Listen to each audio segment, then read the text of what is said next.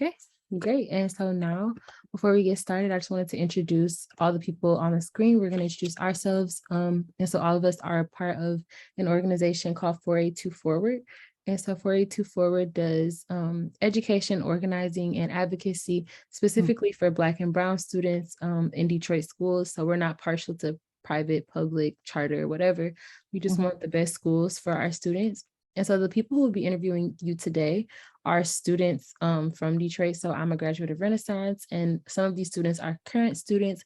Some of us are alumni, and some of us are members of the organization. And so we have a youth collective that is trying to put together these interviews. And so Okay. a few of the youth here are from the youth collective. And so there are students that are actually coming from inside the schools, trying to listen to their peers, figure out what the problems are, and then bring them back to the organization to start organizing around them. And so I'll let everybody else introduce themselves, but my name is Imani, and I use she, her, hers pronouns. And so I'll pass it to Ellie. Ellie, I don't see her on the screen. Hi, I'm Allie or Allison. Allison. Okay, she said Ellie, so I was looking for an E. Okay, how are you? No problem. I'm an intern here at 482 Forward. I go to the University of Michigan, Ann Arbor, but I'm living and working and studying in Detroit for the semester through the Semester in Detroit program. So I'll be with 482 for the whole 4 months about of the semester. I think I'll be doing education advocacy through data work with Imani, but I'm really excited to be here and get to know you a little bit better and your policies on the school board. Okay. I'll pass it to Azalea. Hello, my name is Azalea. I just joined 482 recently. I've graduated, but I previously went to DPS schools. And it's nice to meet you. And I'll pass it to Magdalena. Okay, thank you. It's good to meet you too. Hi, my name is Magdalena, or Magdalena, Magda, whatever's easiest for you. I am currently a senior in Sister Chavez Academy High School in Southwest. And I am a part of the Mental Health Advocates with Urban Neighborhood Initiatives. And we've been collaborating with the Youth Organizing Coalition. So yeah, nice to meet you. You too.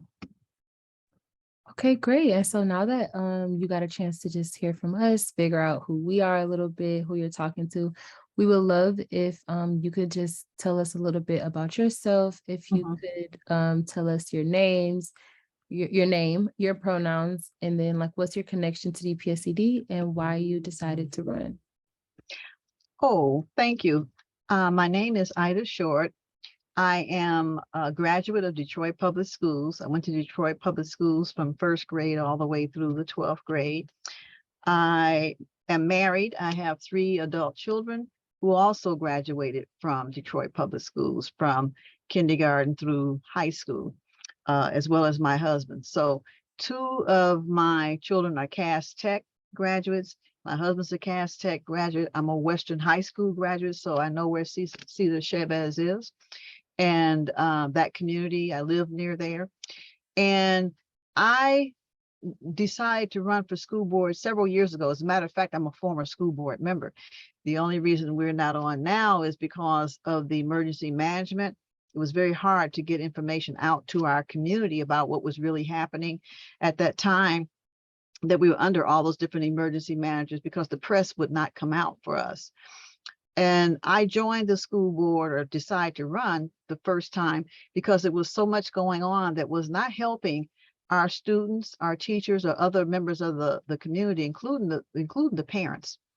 And so because the current school board has so much money supporting them with their campaign, they spent over $1 million this last election.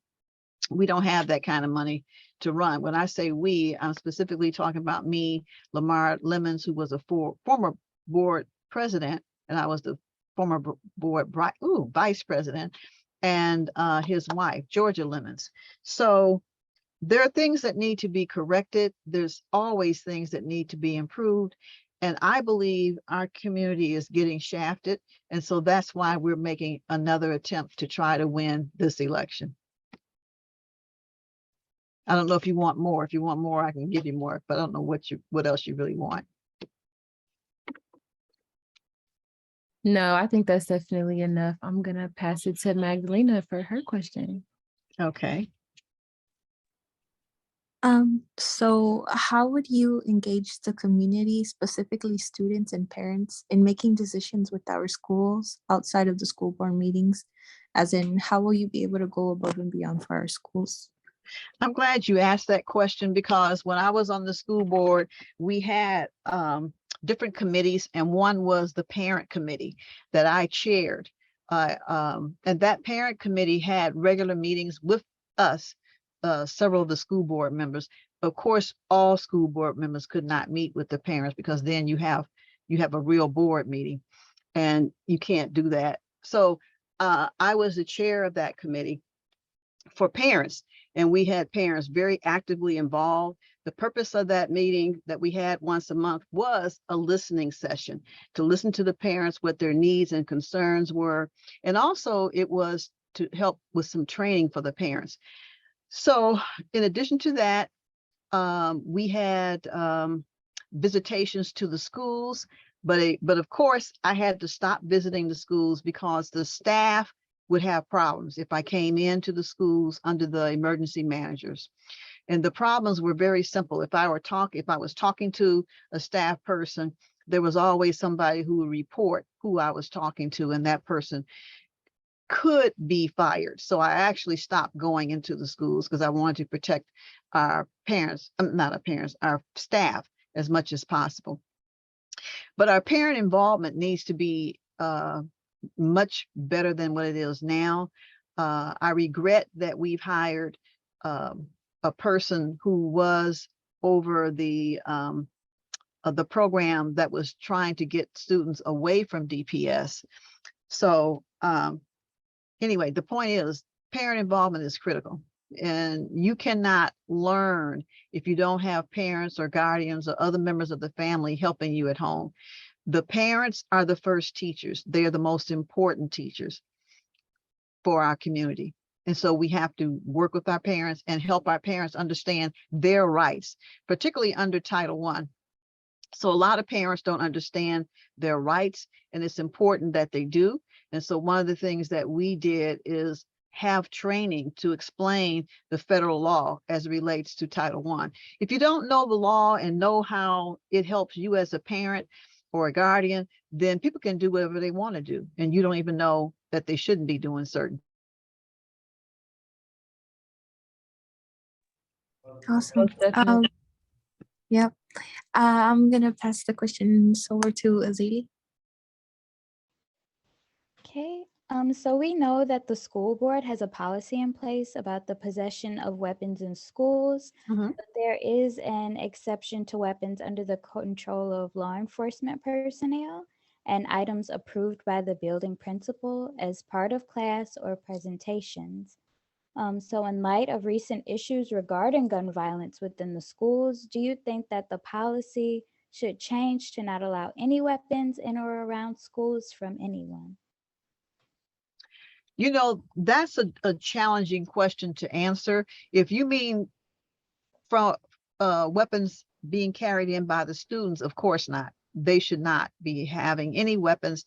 Weapons should not be allowed of any sort or type.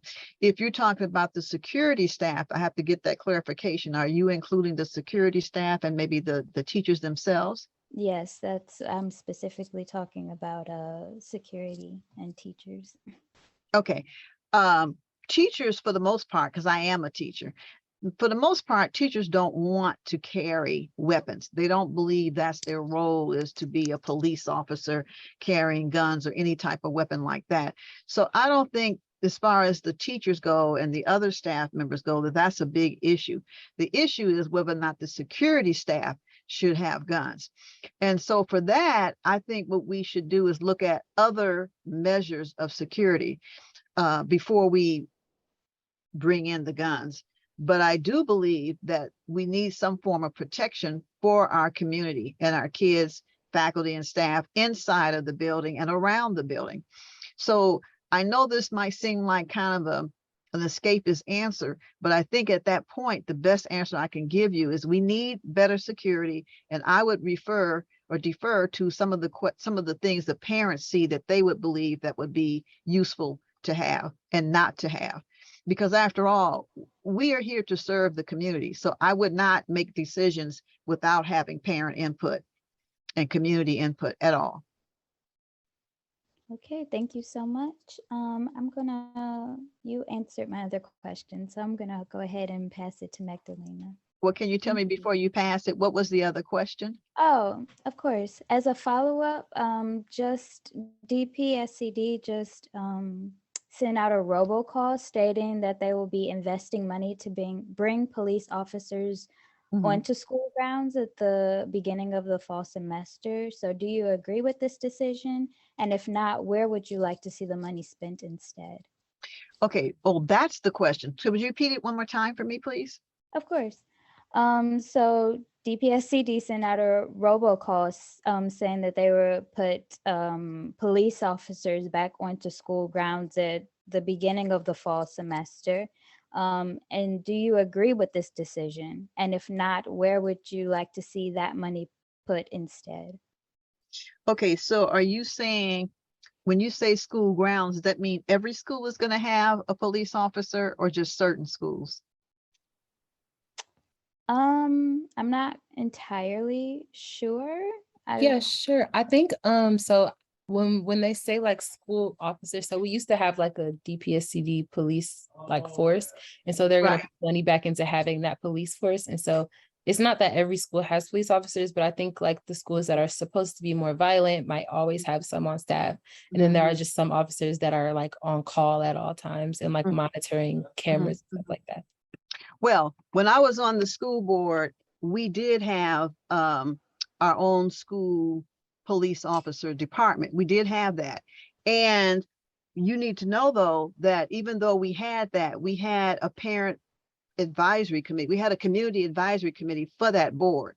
So it was not just police officers running around doing what they wanted to do. The community and parents were on that board. So that's probably the best answer I can give you. And if the community believes that would be a good way to go, then that would be what I would do. Okay, thank you so much for your answer. Mhm.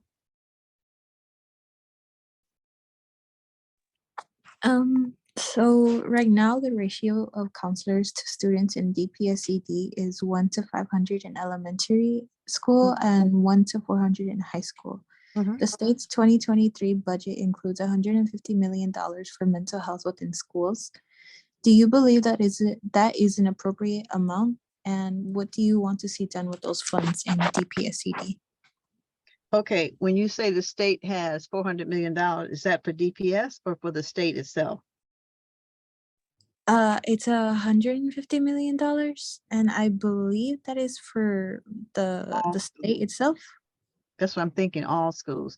Okay. What was the question now? It was, do you believe that that is an appropriate amount? And what do you want to see done with those funds in DPSCD? First of all, when you talk about counselors and the ratio of counselors to students is too high. We have so many problems in our community, and these problems that are in the community, in the family, and with individual students, individual people, they need help. They need to be able to have someone to talk to. And so I do believe in having more counselor staff as well as other support staff like social workers and people like that.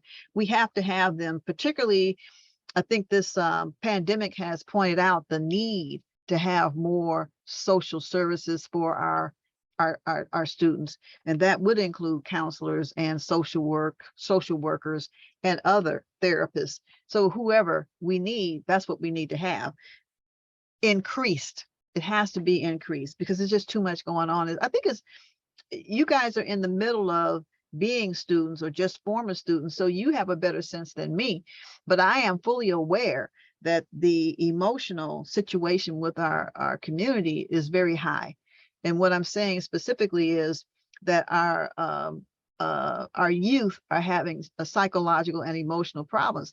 Some of this is because of the pandemic. The pandemic has just exacerbated the issues that people are having, and other issues that they're having, which would come with, you know, with being teenagers and having one difficulty or one type or another. We don't have enough. That would be my answer. We definitely do not have enough.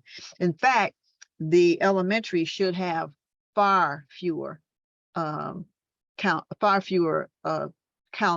excuse me, I'm saying it wrong, far more counselor to student ratio. And the reason for that is usually by the fourth grade, many people who are thinking about dropping out, that's the grade that people begin to start thinking about dropping out of school. It may not be at the conscious level, but at the subconscious level.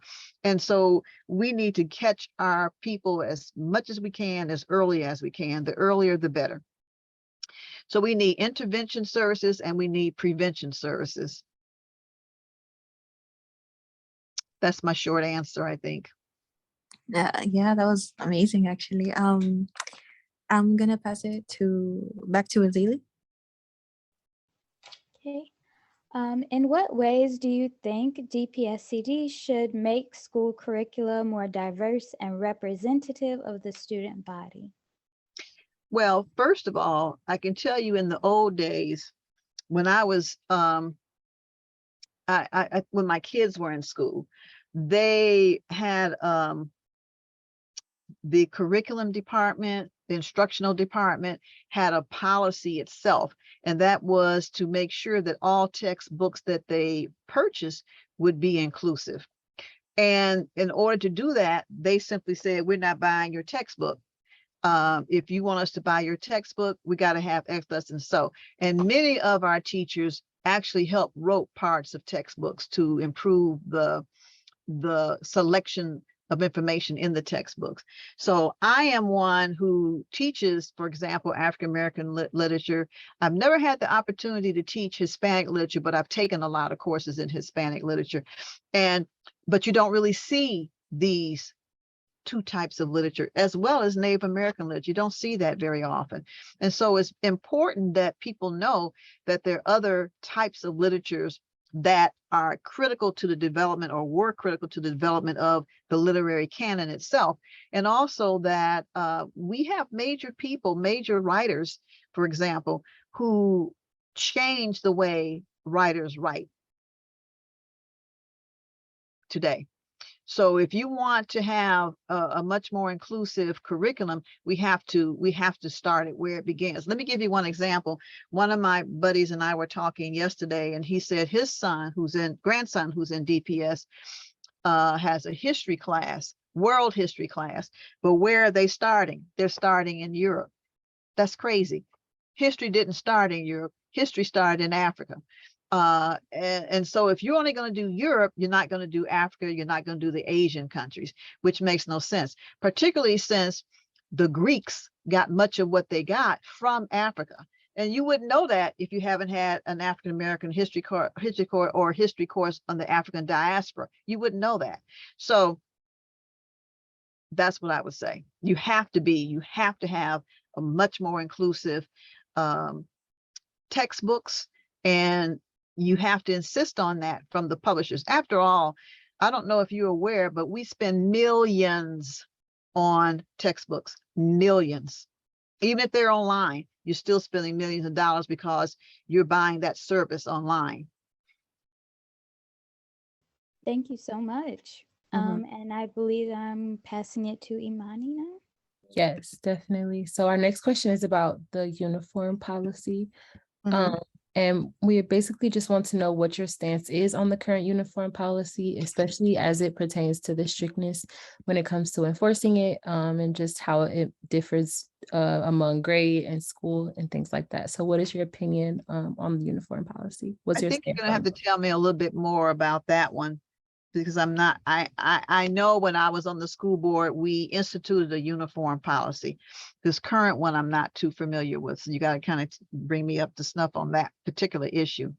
Yes, so basically in the district right now, the uniform policy varies. It can vary across schools. So schools can kind of enforce it as much or as little as they want and choose the different colors or styles that they want for their uniform.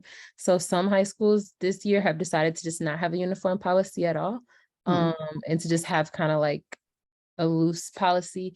Others have like kind of gotten more strict and will suspend students for wearing the wrong colors or not having the tie, or, you know, not having the right belt on. And so we kind of just have been trying to figure out where the candidates stand when it comes to uniforms. Do you think it's important to have uniforms in the district? Do you think it's not so important and you wouldn't think too much about enforcing it or not? Just that kind of thing. Because on the board right now, there are differing stances we've noticed, and even among candidates, we've noticed differing stances when it comes to how important uniforms are in the district and if they should be enforced heavily or if they should kind of be something that we are moving away from. Okay, as I said, when I was on the school board, we initiate a uniform policy. For me, as an educator and as a person concerned about our children having issues, our students having issues with having all this designer stuff, you know, and having issues with people trying to steal it, hurt them, I don't want that. So the uniforms sort of help eliminate that problem, but we had it set up so that the schools could determine what type of uniform they wanted. That's number one. Everybody had to have a uniform, but the schools could determine, for example, the color and all that other stuff. But in terms of being strict with the uniforms, I don't believe in suspension of our students. The ACLU some years ago did a report showing how we have the suspension, the prison to pipeline, school to prison pipeline. That was kind of the name of the study. And they showed that at DPS, we're suspending kids and the kids are getting into trouble when they're out of school and then they end up in prison. As you all know, we have too many youth in prison. And so I'm not a supporter of suspending kids. Rather than do that, there's a better way to handle that. You have some extra uniforms at the school. The child goes to the bathroom, change into the right uniform, and continue with his or her education. So I'm not for suspending children for not having a uniform, because one, it disrupts the educational process for them, and it sets them up to get in trouble because there's nobody at home. So many parents, both parents are working. So it doesn't make sense to me. You know, it's better to look for a win-win way than this whole notion of suspension. Definitely, definitely. Thank you for your answer on that. And now I am going to pass it to Allie. So DPSCD just voted to acknowledge Pride Month in the school calendar. And we're wondering how you will stress the importance of advancing LGBTQ plus equity in classrooms. The only way to advance that is to advance the equality of the equalness of everybody, regardless of your race, your sex, regardless of your sexual orientation or anything else. We have to treat everybody the same, meaning that I want to be treated.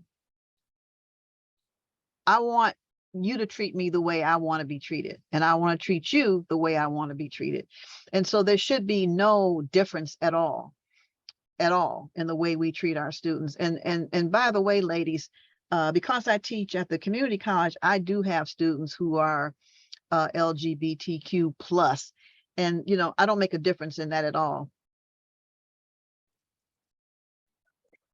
Okay, before we move on, I do just want to ask a quick follow-up. So just to clarify, no specific plans, it's just about everyone together, no plans for LGBTQ plus students specifically?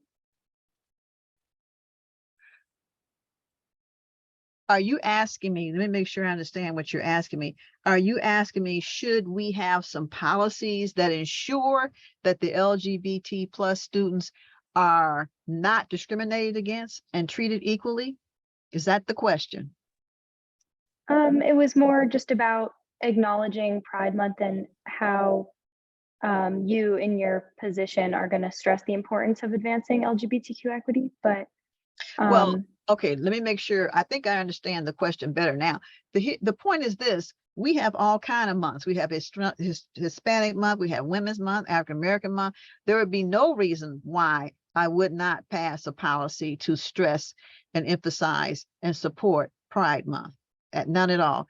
Actually, it was many of the people in the Pride community who helped get me into the school board the first time I won. I have many friends who are LGBTQ, and they really worked hard to help me. So if your question is, what will I do? If there is no current policy, then I would put a policy in place. Well, at least I Okay, work to it. I sponsor a policy because, you know, it takes 4 votes to get anything done on the school board.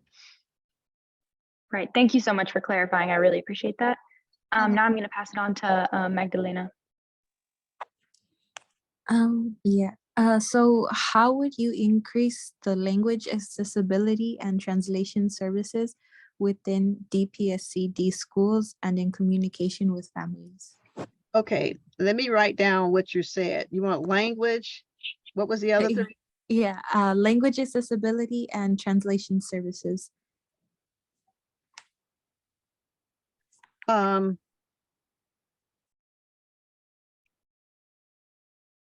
In the past, when we were on the school board, we had a big bilingual education department. I don't really know right now how big it is, but we had lots of teachers in the classroom who were bilingual, and we had translation services available for parents at parent meetings and things like that. And now when you say disability, are you talking about the kids with the special needs, or are you tying it to something else? I had said accessibility. I think that's how you Oh, pronounce it. Yeah. accessibility. Yeah, I'm sorry. Oh, okay. All right. I'm sorry. I wrote down disability. When you say a language accessibility, that could be a couple of things. Are you asking me what do we need to do to have our bilingual students have better access to English as a second language? Or are you asking me about how to have more foreign languages taught? What exactly are you asking me? I can step in real quick, Magdalena. So I think this question is about language accessibility and translation services when it comes to families. So we have a lot of Spanish speaking parents, Yep. and sometimes they don't get the same kind of communications from the district just because of language barriers. Yep. And so it might not just be that, because it's also like, you know, if I don't know my kid is failing because I don't speak English and I don't understand what the report card says, you know, how can we kind of fix the language barriers between families and schools? Oh, well, thank you for clarifying that. In the past, when I was on the school board, we had staff representing various languages because we have, I don't know what the cultural mix is right now, but we had a lot at that time. And so it's important to have on staff people who represent all of those different cultural and language groups, which I think was one of the questions you asked me earlier. You have to have that. And you have to have them available to be able to talk to the parents. Because first of all, many parents who don't speak the language are very intimidated by education, because in some cultures, educators are considered to be this big, super important person. Sort of like we think here in the United States, like doctors and stuff like that. But that's kind of how they think about it, about educators. In addition, we would put out bulletins or notices or whatever it is in the language of the people that need to have it. So you cannot have a school district that ignores the community, which is what I said earlier. You have to participate and have the resources available for the community. If the community is happy, pretty much happy with you, meaning the board members, then you got a good board and you have a good community, and you have the best education possible. You're not going to please everybody all the time, but you cannot expect parents and others in the community to talk to you or be able to understand you if you're not speaking the language.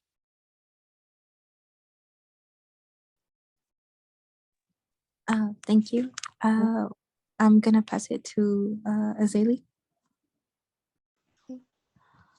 During the final weeks of classes, some Detroit schools had to end their days early due to the hot weather and having no air conditioning. Yep. So how do you think, and this is one of many issues that students in the physical schools face. So how do you think that this issue could be addressed by the DPSCD board? When we were on the school board, like I said, we went to several schools and we saw some of the conditions of the schools, the poor conditions of the school. Our buildings are old. Many of them are very, very old. There is no there is no air conditioning. Let's just say it just like that. It doesn't exist. So I think the best thing for us to do is two things. I'm not an architect and I don't know very much about rehabbing school buildings, although I know people who do. I think it's important that we have the kind of facilities that would allow our students to be comfortable. So that means air conditioning and clean water. We have to have both, and facilities for our students. So we would need to look into what we need to do. Now, I know that the governor gave DPS a lot of money to help with our buildings. I'm just not sure how that is really being handled right now. I haven't seen anything that indicates what they're doing to our buildings to provide the air conditioning that's needed. Because see, when you get some of these very old buildings, you can't put some of the modern stuff that we need in them because the structures just won't handle it. Or it could be the electrical work just won't handle it, the wiring that's in there now. And I don't know. We'd have to look at all that. But with global, let me just say one more thing. With global warming, we already know it's not going to get any cooler. It's going to get hotter. So we're going to have to do something with the buildings. Absolutely. Thank you so much for your answer. And I believe I'm passing it back to Magdalena. Yes. Yeah. So some of our members are also part of an organization called My Student Stream, which organizes at the intersection of immigration and education justice. Would you commit to filling out a survey created by our youth members? We would be able to send it out to you within a week. Okay, what is the survey about? What is it trying to achieve? That's what I need to know. So for My Student Stream, like she said, so they're at the crux of immigration and like education justice. And so they're trying to get more information into the Southwest community, mainly about the school board candidates and their platforms. And so I think they're just kind of going to be pretty much similar to the questions that we're asking, but that's going to be translated and then passed around the community as well. Oh yeah, of course. I just wanted to know because I remember some years ago, you know, we had an area within DPS for migrant students, because we would get migrant students that would come in, but only be here for so many months, and then they go back south. So yeah, of course. Thank you so much. I'm gonna pass it to Imani. Yes, thank you. Great. So thank you so much for answering all of our questions. We really, really appreciate you meeting with us. And our last question as an organization is, if elected, would you commit to meeting with our youth within 6 months of your election? How about the first month after I'm elected? Because when we were on the school board, we had a student representative. It was a non-voting, it was a board member, but a non-voting person. So they could come, they could talk to us, whatever, but they could not vote officially because, you know, you're elected. But we wanted the students to be represented. And so we had that. Well, of course. Actually, within the first week, come and talk to you and get more information about what you see and what your concerns are, because the word of mouth makes a difference. It's not so much what is advertised, it's the word of mouth. And when students talk, you talk to your friends, you tell your friends how well you like the school or didn't like the school or whatever your issues are. And so it's important for us to hear from you. You are our future, and we want you to do well because we want you to take our place. Definitely. Well, we appreciate it so much. Like I said, this is going to be something that we post all over the place, and we'll be in communication with you via email, you know, to send out all the things that we've asked you about today so you can actually have it on paper somewhere. Okay. But other than that, thank you so much. Have a great rest of your day. Wait a minute, you're gonna tell me about October the 20th. Oh, yes, the candidate Remember? forum. Yeah.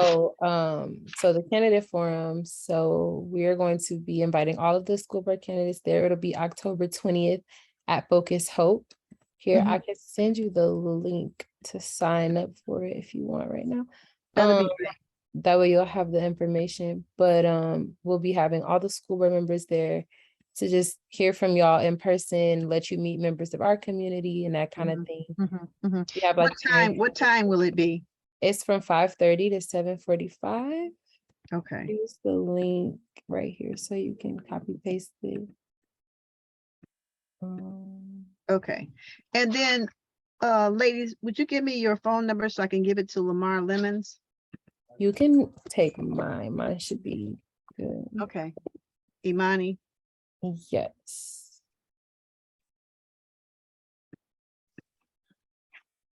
Now, did you say the candidates forum is going to go over social media too?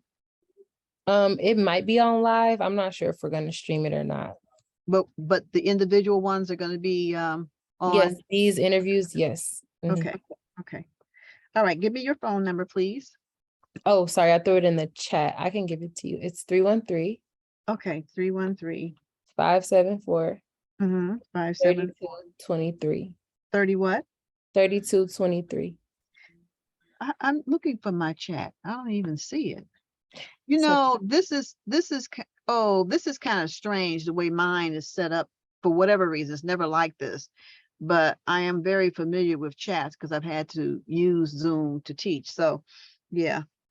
Okay, ladies, it's been a pleasure. I really look forward to working with you in the future. Definitely, definitely. Have a great rest of your day. Thank you so much and thank you for calling me. Of course, no problem. Bye-bye. All right, bye. Hi, thank you. Bye. Good meeting you all. You as well. Okay, y'all. Hold on. That was something, y'all.